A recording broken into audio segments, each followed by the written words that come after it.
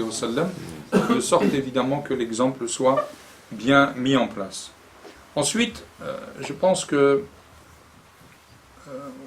avec les assises, on peut évoquer un autre point, ou peut-être un dernier point sur la question des assises. Aujourd'hui, la question de l'accompagnement dans les jeux et dans tout ce qui va être visuel.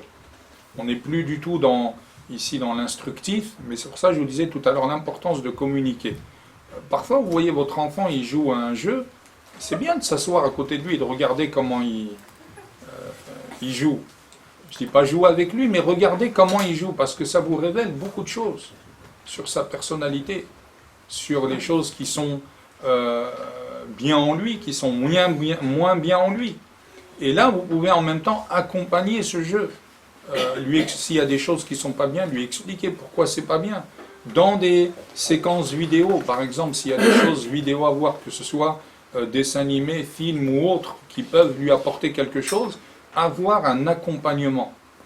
Il ne faut pas, surtout à un certain âge, comme on a dit tout à l'heure, entre 7 et 10 ans, où les choses commencent à se construire, ne pas le laisser comprendre les choses tout seul.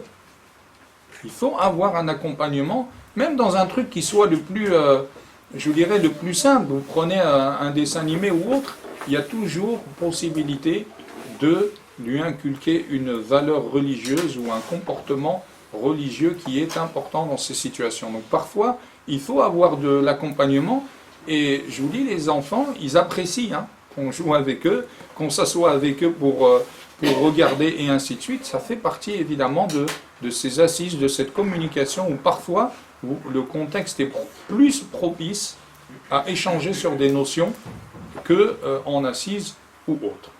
Alors, après, il y a l'importance évidemment dans le contexte familial de toutes les visites et les fréquentations. Donc, créer un cadre de visite à des personnes, envers des personnes évidemment, comme je disais tout à l'heure, des proches, des enfants qui vont partager les mêmes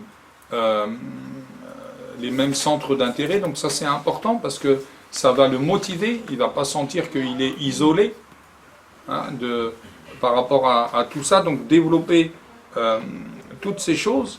Et enfin un dernier point qui parfois aussi nous échappe parce qu'on est beaucoup orienté vers je dirais l'instructif, mais essayer de les impliquer dans la question des actes bénévoles. Les appliquer dans le bénévolat. Quand je dis le bénévolat, dans sa forme la plus large. Évidemment, le premier bénévolat qui est important, c'est da'wa ila Allah subhanahu wa ta'ala, les impliquer là-dedans, et ne pas se dire qu'ils sont encore trop jeunes et ainsi de suite. Non. Les faire intervenir dans la préparation d'une salle, dans la préparation de quelque chose, il faut qu'ils s'impliquent. Parce que ça, plus tard, ça va évidemment créer des centres d'intérêt. C'est pas, ils passent du stade enfant au stade personne qui veut travailler pour la religion ou pour autre chose. Et en même temps, ce bénévolat, évidemment, il faut leur montrer la situation des autres enfants dans le monde, dans la pauvreté, pour lui faire sentir les bienfaits d'Allah Azza wa Jal sur lui. Et ça va le motiver évidemment à en faire plus et à comprendre pourquoi il le fait. Et ça, j'insiste sur pourquoi il le fait, parce que souvent, comme je vous disais tout à l'heure, quand on parle aux enfants, évidemment, on se dit ils ne vont pas comprendre.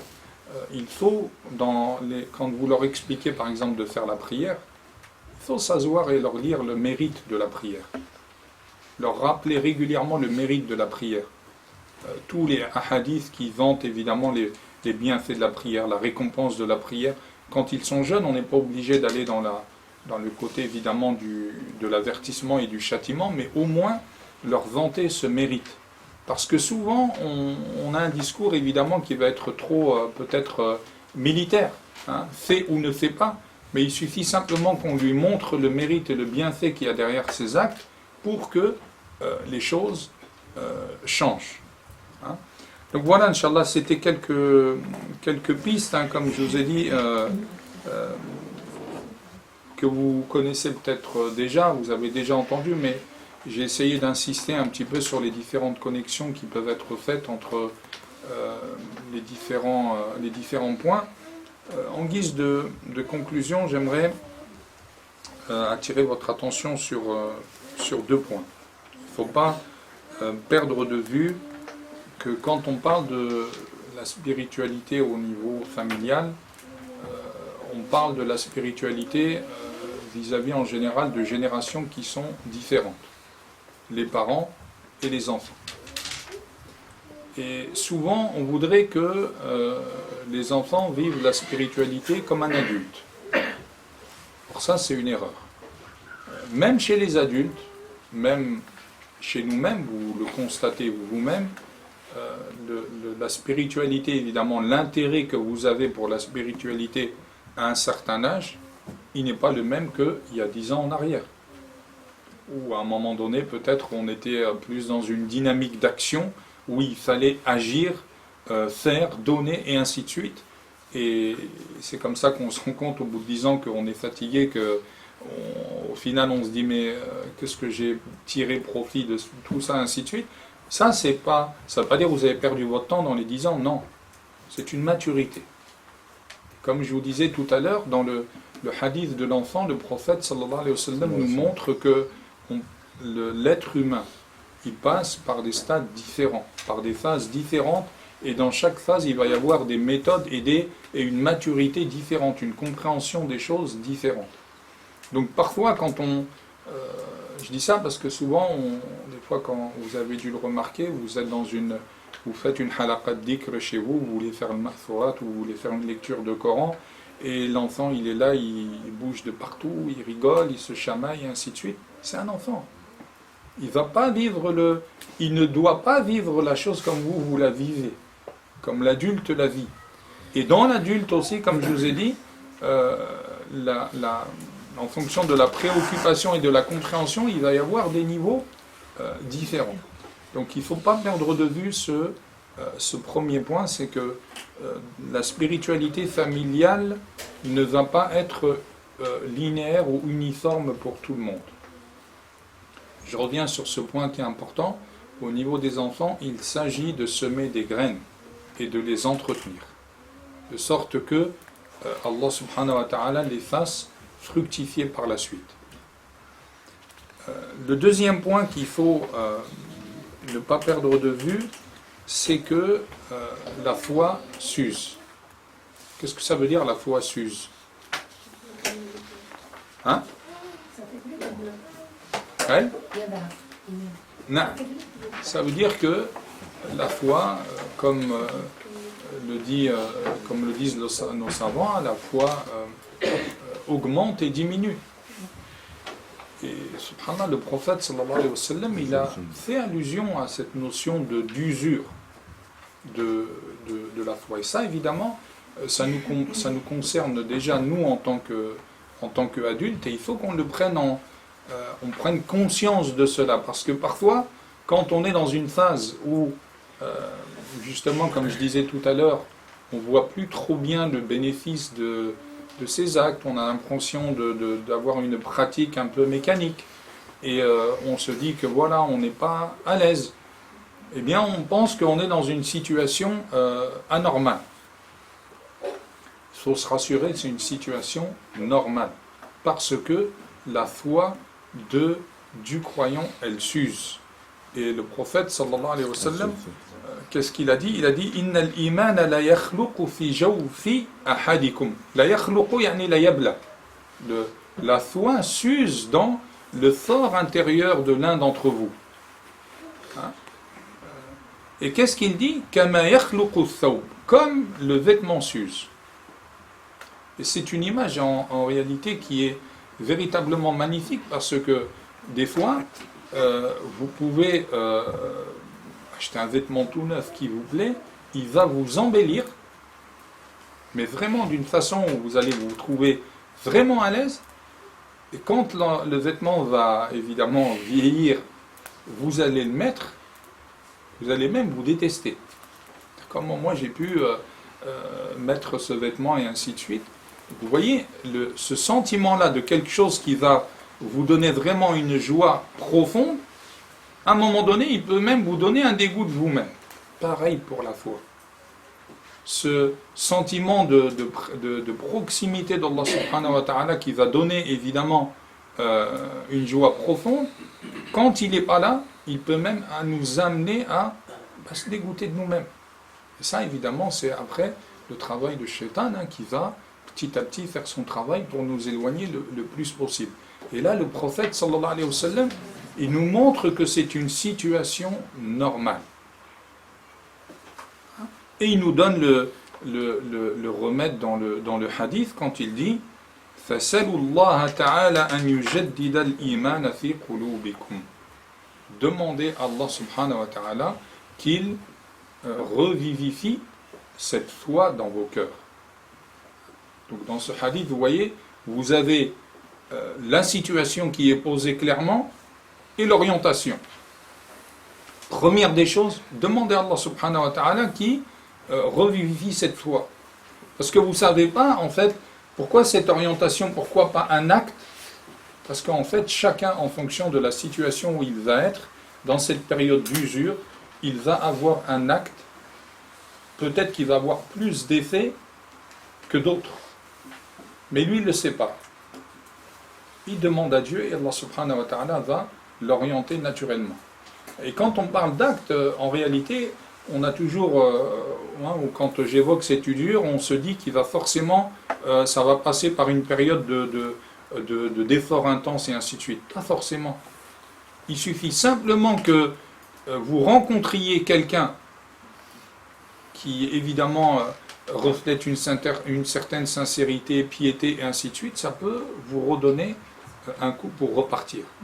Donc cette orientation, ne la cherchez pas vous-même, demandez-la à Allah subhanahu wa ta'ala, parce que quand il va vous orienter vers la chose la plus bénéfique qui soit. Et quand vous dites tout seul, non, moi je vais commencer à faire ça, peut-être, vous allez y arriver peut-être, mais vous allez perdre du temps peut-être. Et vous allez aussi vous éloigner. Et l'impact, elle peut être encore plus important.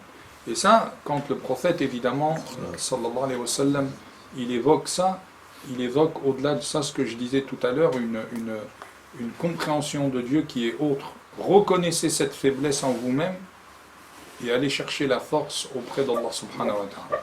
La première des choses. Dans un autre hadith, il nous redonne encore cette réalité. Jaddidu imanakum. C'est un ordre. Jaddidu imanakum. Faites, renouvelez votre foi. Les compagnons, évidemment, se sont étonnés. Ils lui ont dit Ya Rasulullah, kayfa nujaddidu imanana? Comment peut-on renouveler notre foi? Qu'est-ce qu'il leur a dit? Akthiru min qawli la ilaha illallah. Multipliez cette parole la ilaha illallah. Et les deux hadiths que je viens de vous citer sont des hadiths qui sont jugés bons chez les muhaddithines. Donc là, vous voyez dans le fait de répéter la ilaha illallah, il y a déjà évidemment un acte verbal, et encore une fois, au-delà de l'acte verbal, cette profondeur de la parole, de la réalité de l'unicité de Allah subhanahu wa ta'ala. Et enfin, vous avez un troisième texte qui est important aussi de signaler dans ce que je suis en train de vous dire. C'est le hadith, évidemment, peut-être que vous le connaissez pour certains d'entre vous, le hadith de Handala. Vous dites quelque chose? Hein? Nathaqa Handala. C'est une parole célèbre, où Handala radiallahu anhu, faisait partie des scribes du prophète sallallahu alayhi wa sallam. Et un jour, il rencontre Abu Bakr radiallahu anhu, et il lui dit, Abu Bakr lui demande où il va, il dit je vais voir le prophète sallallahu alayhi wa sallam parce que je suis devenu hypocrite. Nathaqa Handala. Et Abu Bakr évidemment s'étonne et il lui dit comment cela se fait-il? Et il lui dit quand le prophète sallallahu alayhi wa sallam nous parle du paradis et de l'enfer, c'est comme si nous le voyions, et quand nous sortons de chez lui, on oublie tout. Et là dans ce hadith vous avez évidemment deux choses qui sont importantes. Premièrement, ce que je suis en train de vous dire, que ça, c'est des situations qui sont arrivées aux compagnons, qui étaient avec le prophète sallallahu alayhi wa sallam, et une fois qu'ils sont plus en sa présence, ils ont l'impression évidemment de vivre, encore une fois, comme je vous disais tout à l'heure, ce décalage, ce mal-être, hein, au point où Handala, il se prend pour un hypocrite. Pourquoi? Parce que dans une situation, je suis comme ça, dans l'autre, je suis carrément à l'inverse. Et il vient, il présente cette situation au prophète sallallahu alayhi wa sallam quand il dit فَذَهَبَ حَنْظَلَةُ فَذَكَرَ لِلنَّبِيِّ صلى الله عليه وسلم قال يا حنظلة لو كنتم كما تكونون عندي. Si vous restiez dans cette situation, comme le moment où vous êtes chez moi, je vous parle de tout ça et que vous êtes chez moi, si vous restiez dans cette situation, لَصَفَحَتْكُمُ الْمَلَائِكَةُ. Les anges viendraient vous saluer dehors, على فراشكم أو على طرقكم, chez vous et dans les rues. ولكن يا حنظلة ساعة وساعة. Par contre, ya Handala, il y a 1 heure pour ça et 1 heure pour autre chose. Donc, ce qui veut dire que il y a des moments où on va être